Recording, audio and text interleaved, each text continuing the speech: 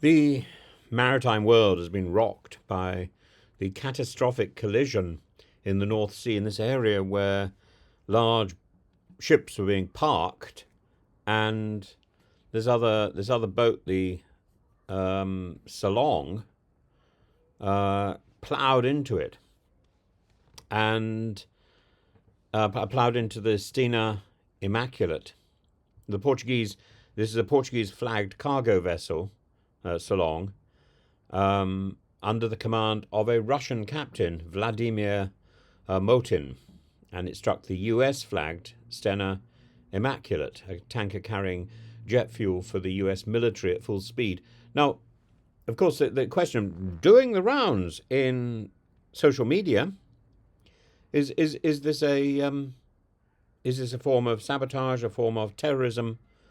At the moment, the captain, the Russian captain Vladimir Motin, has been charged with manslaughter, and the consequences of this attack were immediate and severe. Massive fires and explosions engulfed the vessels, leaving the 38-year-old Filipino crew member Mark Angelo Pernia missing and now presumed dead. The gravity of this incident has prompted swift legal action, and the British authorities have charged Motin with gross negligence, manslaughter, and remanded him in custody, with further proceedings set to take place at the Old Bailey in April.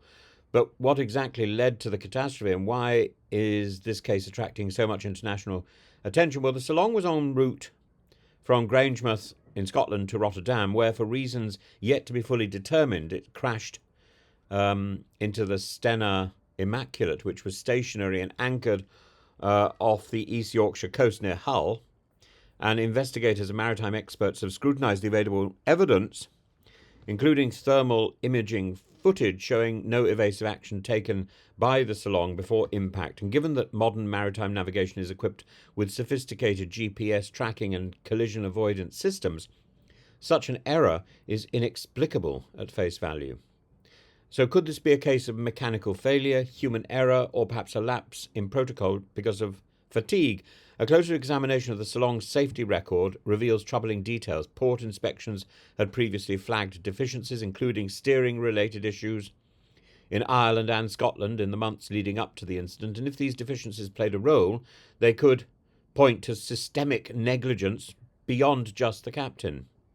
The charge of gross negligence, manslaughter, is particularly significant. In maritime law, captains bear ultimate responsibility for the vessels and the crew. So if a captain is found to have acted recklessly or failed to take necessary precautions, they can face severe legal consequences. However, Motin's legal battle is not just about individual culpability.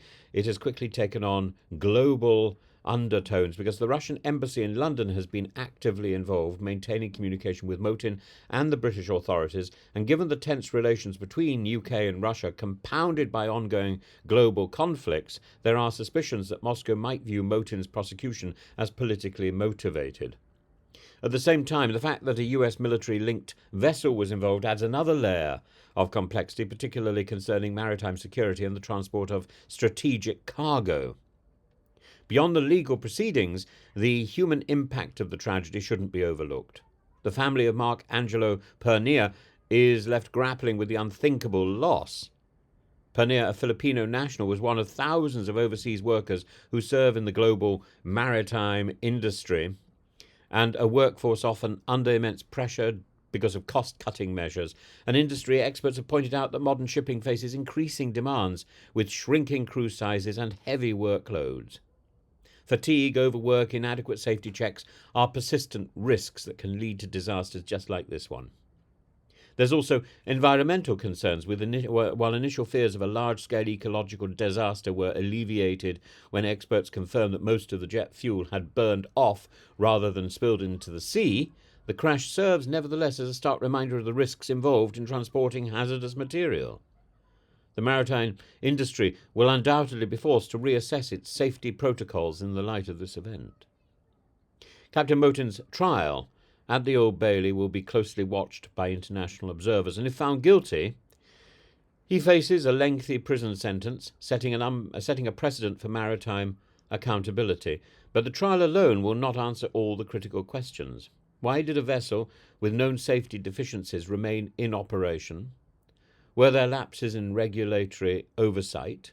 What measures can be implemented to prevent such incidents in the future?